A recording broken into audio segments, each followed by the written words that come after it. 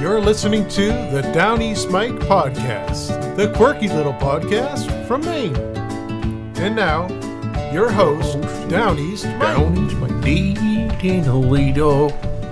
Good morning, everybody. This is Downeast Mike, and welcome to the podcast. This is Downeast Mike, episode number 89, news and commentary from May 20th, 2023.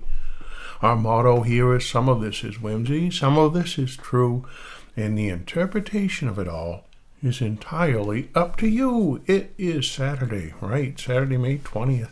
Where did the month of May go? It is flying along. We should mention also that the Downeast Mike podcast contains no mean words, just wholesome goodness from Downeast Maine, a historical, literary, auditory candy store. And we asked, did you notice that the bells were ringing on the door when you came in? In today's episode, we have Lindy flying the Atlantic from May 20th, 1927, a May snowstorm from 1892, a Bangor dentist giving Sparrow CPR, and that was in 1892, and you've probably never seen a sparrow get CPR. Swimming wolves with funky DNA. That's the honorary Maine mammal of the moment. We have the illness of the instant and much more coming up in the podcast today. If you're new to the podcast, we're just it's not all serious. It's we do the news and stuff, but mainly we just look at the headlines of today, and we go through the 70s and then back to the 1800s, and you find that nothing has changed. The conflicts are the same, and the solutions are the same. People are the same. But we like to look at the differences in the headlines because they're somewhat subtle. We're going around the world right now. Nebraska police arrest 6 at the state capitol, including a woman who punched the trooper and admitted an abortion and trans debate. Lauren Boebert slams Fetterman's unbecoming fashion choice for Senate press conference. Fetterman wore a hoodie to a press conference.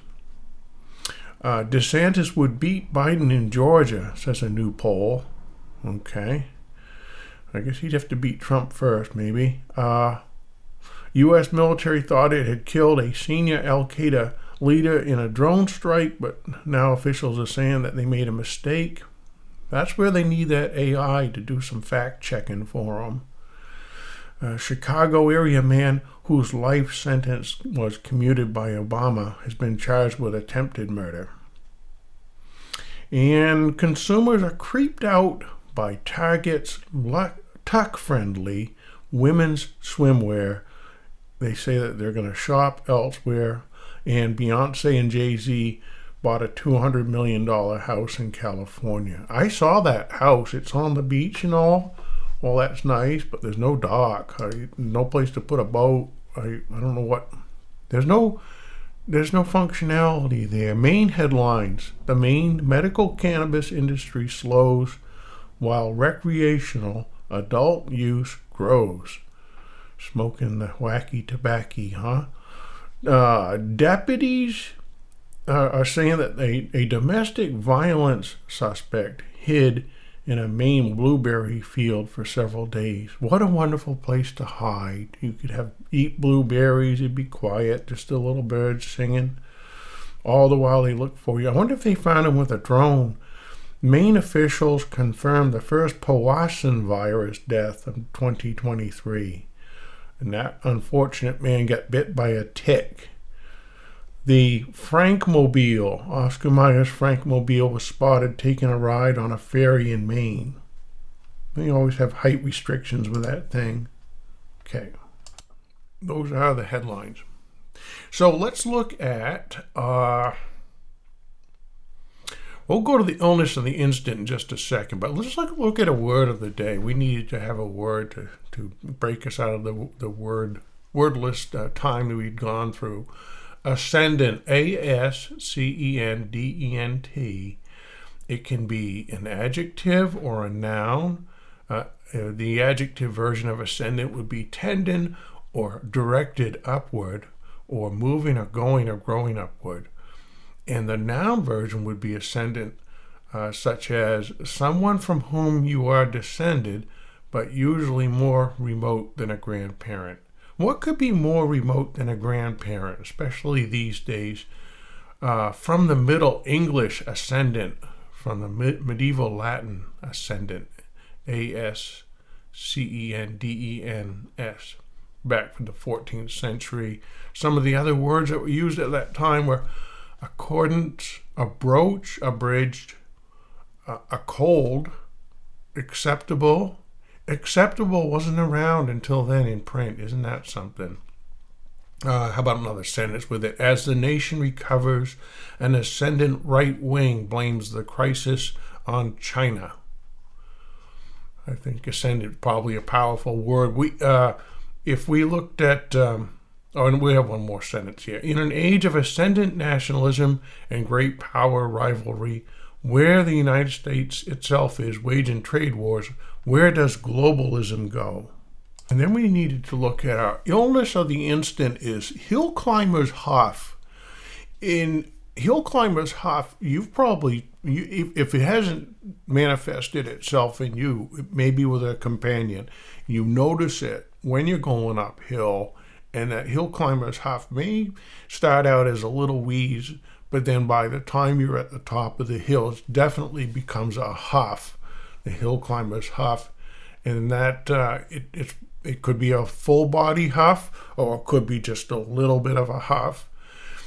And you could say, for example, if you were on a hike and one person went off on their own, you would say they left in a huff. That would be a hill climber's huff. Once again, like so many other illnesses on the instant, there's no immediate remedy on it, although some of the large pharmaceutical companies are working on a pill for it that would take it away or at least alleviate it somewhat. At this time, there's no known cure, and the only thing that you can do to at least minimize the effects of hill climber's huff is just not walk so many hills. Okay, let's look at, we got to get right to our stories. This would be from 1970, the year 1970. Now, in the year 1970, there was a lot going on, of course, the Vietnam War, but one of the big stories at that time was they were looking back 43 years ago from May 20th, they were looking back 43 years, and they're talking about Charles Lindbergh's flight across the Atlantic, and the story goes something like this: in a drizzling rain, on May 20th morning, 43 years ago, prior to 1970, an attractive-looking boy aged 25, tall, quiet, self-composed, walked up to a frail, silvery little thing with the words Spirit of St. Louis painted on its sides. Charles A. Lindbergh had designed it himself. Wing spread, 45 feet, one motor, 200 horsepower at a top speed of 130 miles per hour. It would have to carry him and all his hopes 3,600 miles to capture the prize for the first non-stop flight to Paris. To the boy, it looks like now or never. Quietly and alone, he decides it's now. There are two small cockpit windows, but strangely, no way to see forward except for a tiny periscope. I did not know that. He could only look over the side. After an agonizing takeoff from the heavy, soggy field and a near disaster from some power lines, Lindbergh and the handiwork on which he has staked his life are lost in the billows of black clouds over the Atlantic. An unknown American boy is in the air, and a great, surging, hopeful, marvelous, and mysterious hunch sweeps our land and tells the hearts of the whole nation that he will make it. And this fellow goes on, I have known with affection this remarkable man, how totally immersed in conversation matters, and many years and recently spent an evening with him. In his subdued and gentle way, he told me of his predecessors. He said that 6 months after Royal Flying Captain John Elcock and his navigator became the first men to fly the Atlantic, Elcock was crashed in Normandy and was killed, and Brown, who was the navigator, never in his lifetime flew again. So Lindbergh had no wireless. He was last seen as he was going off by fog-bound fishing craft off of Newfoundland, flying low as 20 feet above the water. The more you read about it, the crazier this whole journey seems. But further ahead of the dense, icy fog is solid, and the roaring ocean is covered with great white Gibraltars of ice that toss in the furrows and beat back the terrible fury of the sea. There's a lot of dramatic writing there. The next morning, a freighter skipper reports that he thought he heard a motor in the night, but it died. The ship is searching. It is now more than 30 hours since this boy reached for his destiny. Now I ask you, what 25-year-old today would design a plane and fly it across the Atlantic like that? Lindbergh told me that the first land he saw was Dingle, Ireland. He recognized it from his map, the cape called the Ring of Kerry, with Killarney on the left, and he knew that the tiny 1,400 population town was Dingle. Later in their second day of flight, reports flowed in to jam the airwaves of the whole world. Lindbergh is flying over the English Channel, flying high and striking the continent now at Cherbourg. Our entire nation stops, stands, listens, and waits, and a new night falls in Europe. Word comes that beams are raised in a blaze of guidance from every searchlight in the whole of France. And then the flash from United Press, Lindbergh is in Paris. Delirious Parisians sweep the boy from the field in a sea of cheers as he steps from the plane at Le Bourgeois, modest, quiet, and alone. This was a great human moment. Who's still alive under our broad star-spangled sky can forget that moment? The nation's nearly incredible response was the clear voice of our country's inner self, always just waiting to be given half a chance to show that the country's true spirit, the spirit of the silent majority, if you wish, is still there. He goes on and on about that. But he flew across. We had another story. He actually had a Maine connection. Elise Fellows White wrote of seeing Charles Lindbergh in Old Orchard Beach on July 25th, 1927. He was taking like a victory lap tour across the U.S. This was 2 months after his flight across the Atlantic. He never looked at the crowd, nor did he betray the slightest consciousness of an audience. He stood looking out to sea with the surf tumbling and cool green rollers at his feet and the wind blowing his hair. He picked up a handful of seaweed and tossed it in the air to show the direction of the wind, then walked slowly back to the hangar. It was over an hour before he ceased tinkering with the plane in the darkness of the hangar, and then I saw him signing autographs on the rear of it. She wrote that he had to wait for low tide, Old Orchard Beach, and for the sand to harden before he could take off for his next stop. The police officers tried to move the crowd away. And again, this is from an eyewitness in 1927. Finally, White wrote, Lindbergh snatched a megaphone and shouted through it, but the people surged not away from but toward him until he threw the megaphone down in disgust. Lindbergh got the propeller moving. There was a roar and a blur, and he climbed in. It moved smoothly over the sand, and in no distance at all, hardly more than 100 yards, it was in the air. He tipped and banked and turned, swooping low over the beach, and then rose like a silver-winged bird against the blue sky. July 25th, 1927, Old Orchard Beach. Isn't that something, Charles Lindbergh? And then we saw a further story. Lindy, as the press had nicknamed him, was already overwhelmed by all the attention when he flew to Maine 2 months after his record-breaking journey.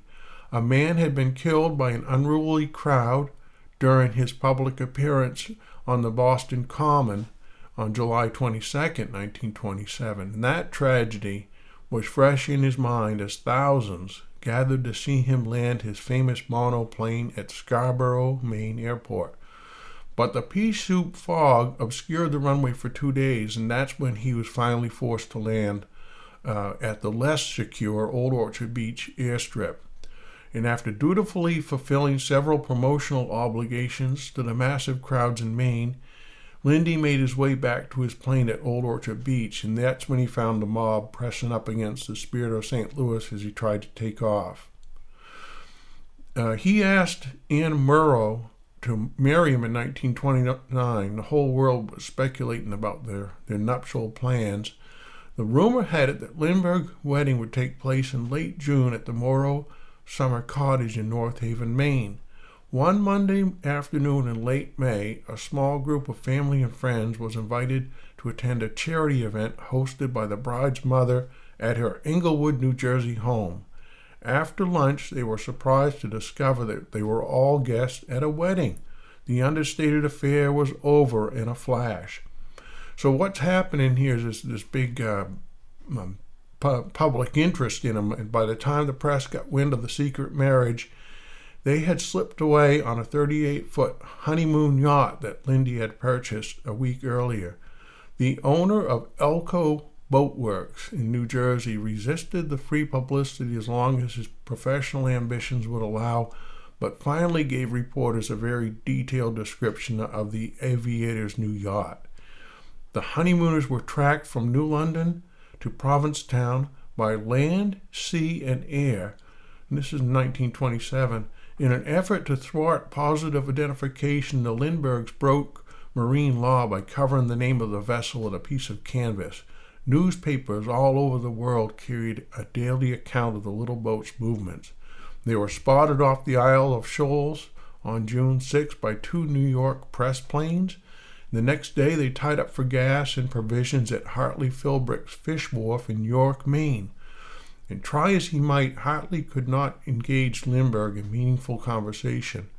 While they were loading supplies up in relative silence, a 13-year-old girl recognized Lindy and ran off to spread the word at the town's high school graduation celebration. Within minutes, more than 100 people crowded onto Philbrick's wharf to get a snapshot of the elusive aviator.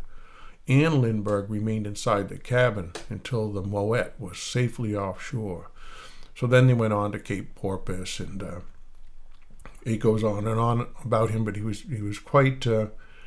very much in the public eye at that time. His firstborn son, was kidnapped and murdered in 1932. He lost public favor because of his opposition to the U.S. involvement in World War II, but he changed his views after the bombing of Pearl Harbor, and he actually flew many celebrated combat missions in the Pacific Theater. Would have been interesting to have him around today. Okay, so we got off track a bit, but let's look at very important. For picnic party time, there was an ad, May 20th, 1970, in the Lewiston Evening Journal. You could get suntan lotion for 99 cents, and that was an 8-ounce IGA brand suntan lotion. And this is when you rub that lotion on to try to get a tan, when you wanted to make it work. Pork chops were 73 cents, and it was a 2.5-pound average package. And chuck steak was 53 cents a pound. Frankfurts were 73 cents a package.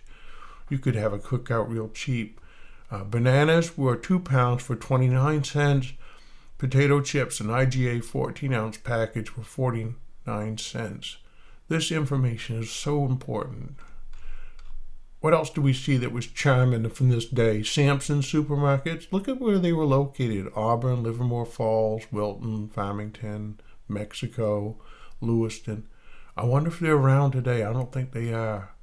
They had the same kind of thing. They had a big price wars of pork chops for 63 cents a pound. The Staff charcoal was 99 cents. Of course, everybody's got a propane barbecue today.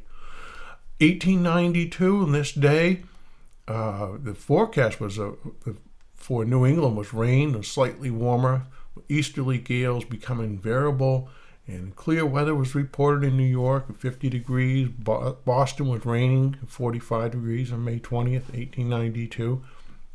That was the forecast, but what was really going on was the blizzard in the Midwest. This is via telegraph. Milwaukee, Wisconsin's a blinding snowstorm. They had heavy snow. Hanover, New Hampshire, May 20th, 1892. 5 inches of snow had fallen this morning. up to 11 o'clock, and the storm was still raging with no sign of abatement. They noted that the temperature is not low enough to injure the fruit, but many trees may be broken by the accumulation of snow on the leaves and branches. Out of Iowa, they talked about the snowstorm. It had become a blizzard with a strong northwest wind. The storm on top of the flood just experienced here seems to banish all hope of crops this year. Through Massachusetts, Montpelier, Vermont had half an inch of snow. Keene, New Hampshire, 1 inch of snow covered the ground. 3 inches at Dublin. Of course, they're up at like 1,300 feet. Monadnock was covered white, and there were 6 inches of snow in Chesterfield, New Hampshire. May 20th. They went on. Concord had 4 inches of snow. And the southbound freight train from Woodsville came into Franklin covered with 3 inches of ice and snow. Isn't that something? Some local news from 1892. Deputy Sheriff William Perkins has seized 2 lots of liquor at the Grand Trunk Depot in Paris. One lot was 2 quarts of alcohol, the other 5 or 6 gallons of whiskey billed as extracts to a grocery dealer. Mr. Perkins has made several seizures lately. Speaking of seizures, John Garland has had a shock of paralysis. He's quite feeble. And Clerk of the Courts, Austin, has been confined to his bed by sickness for nearly a week. Can you imagine today if it was newsworthy if somebody's confined to their bed? It'd be half the population. Mr. Isaac Mason of Chesterfield recently had 2 cancers drawn from his face. John Morrison of West Farmington also had one drawn from his lip at the same time. And that's something we don't do today. We don't go get cancers drawn, do we? Fountain Hodgkins of Bar Harbor, a boy of 13, fell backward from a wharf Thursday afternoon, a distance of 15 feet. I wonder if they got out there and measured it. He struck on a ledge, badly cutting his face.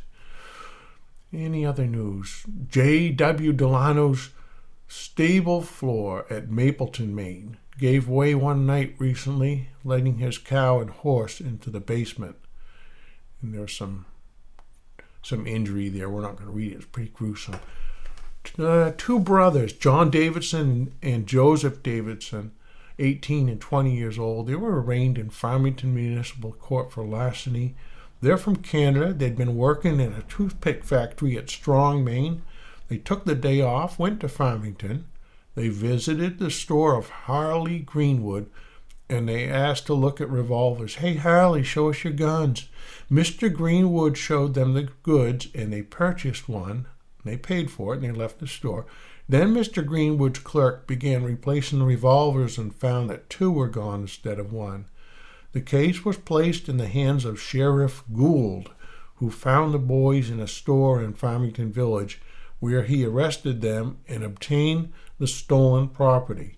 Judge Chandler imposed a fine of $9.16 and costs $5.84 each. Joseph Davidson settled, but his brother John was committed to jail until payment. And that's the way justice was dealt out in those days. We have a story out of Bangor. Now, this was the dentist.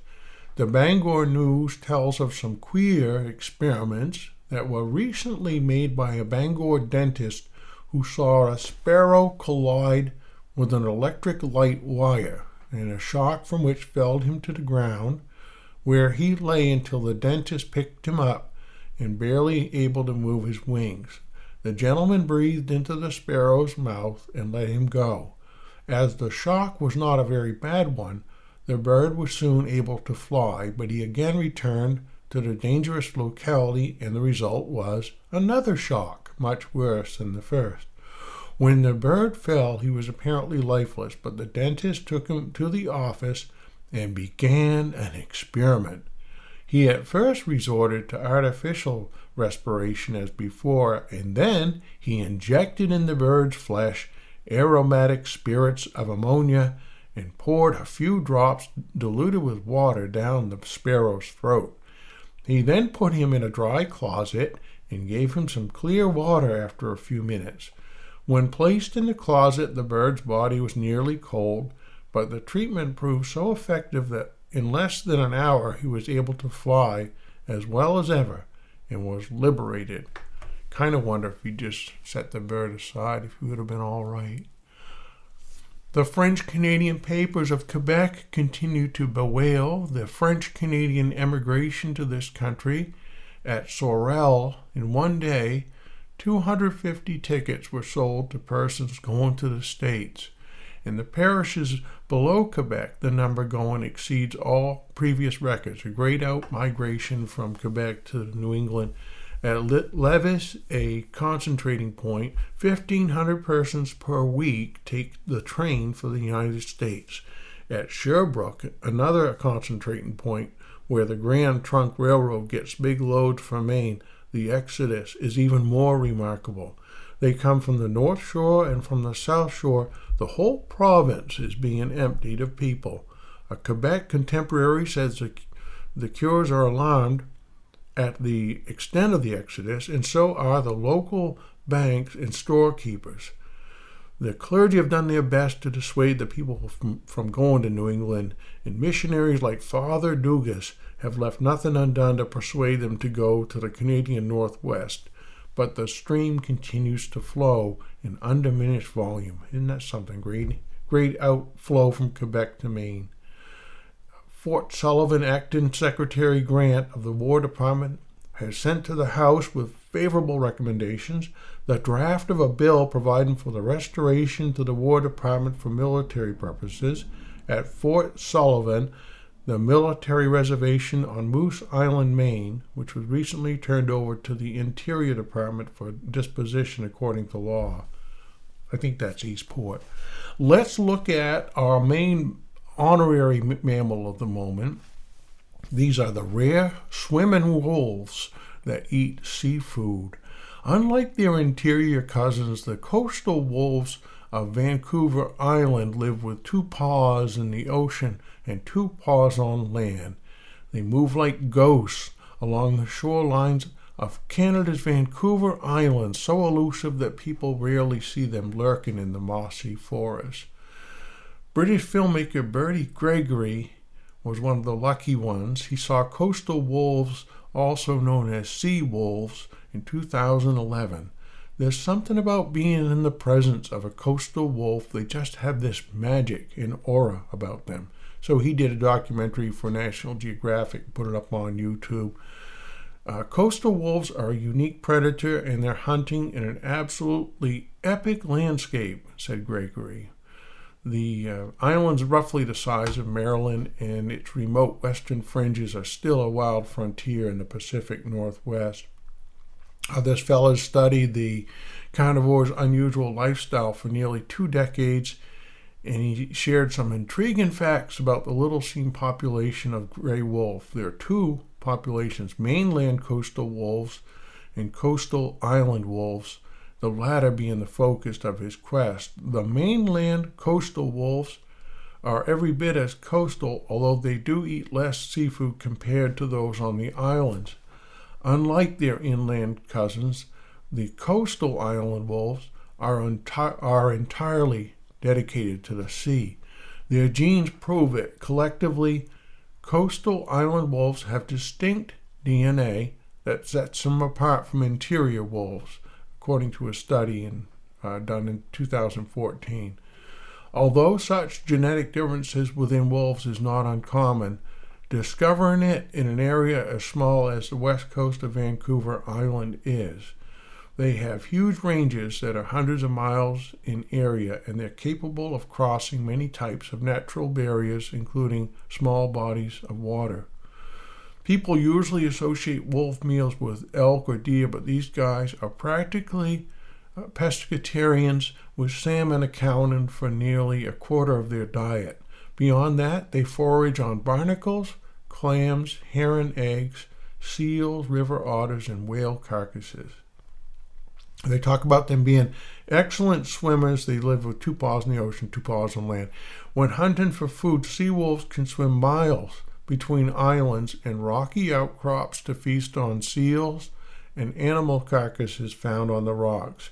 Our furthest record of their swimming abilities is to an archipelago 7.5 miles from the nearest landmass.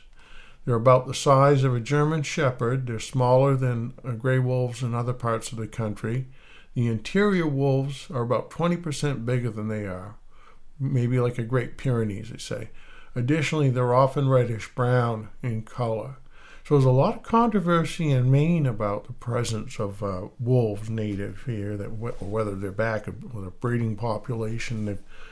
Quite a few videos circulated recently online, and they analyzed the scat from one of these wolves they've seen locally in Maine, and they found it to be 84% Eastern wolf DNA.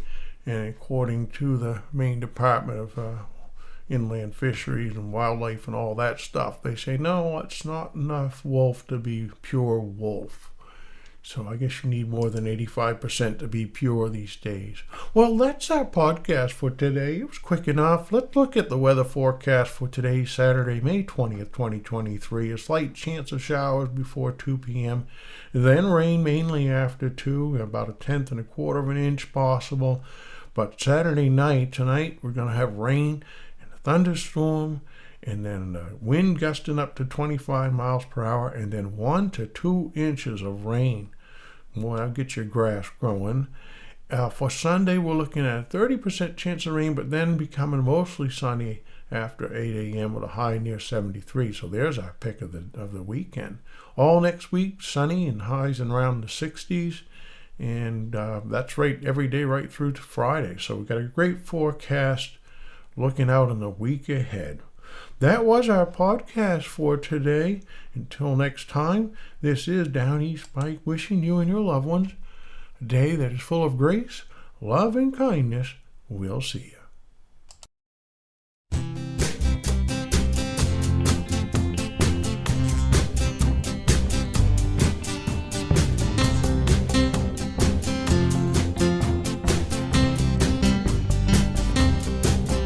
I was raised in a Nova Scotia town. We couldn't rise up, but we could sure get down. By day I worked for Arden down in Irish Town. At night at the Legion I was fooling around. We were sticking the thumb out, sticking the thumb out, sticking the thumb out, yeah. We were sticking the thumb out, sticking the thumb out, sticking the thumb out, yeah. In the morning I felt sick, digging in that ditch. The pipe exploded to the tree. Arden and Carl just gave me a look and asked what was wrong with me. Well, it's nothing that I know an export it won't cure. And a trip to the Legion Hall doesn't look like much. To me it is the finest of dancing halls where I go, sticking the thumb out, sticking the thumb out, sticking the thumb out, yeah. Sticking the thumb out, sticking the thumb out, sticking the thumb out, yeah.